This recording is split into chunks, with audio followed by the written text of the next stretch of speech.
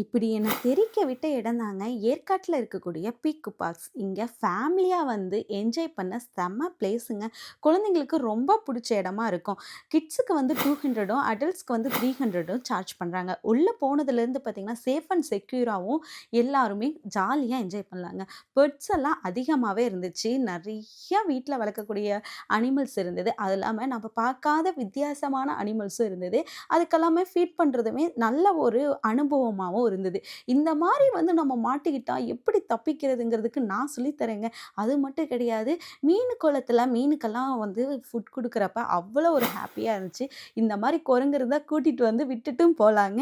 அந்த மாரி ஒரு பிளேஸ் தான்.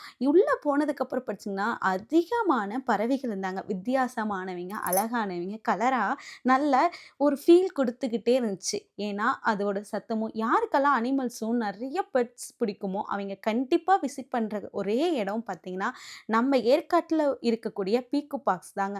அது மட்டும் கிடையாதுங்க. இந்த மாரி பாம்ப கழுத்துல வச்சு அனுபவமெல்லாம் மறக்க முடியாதுங்க.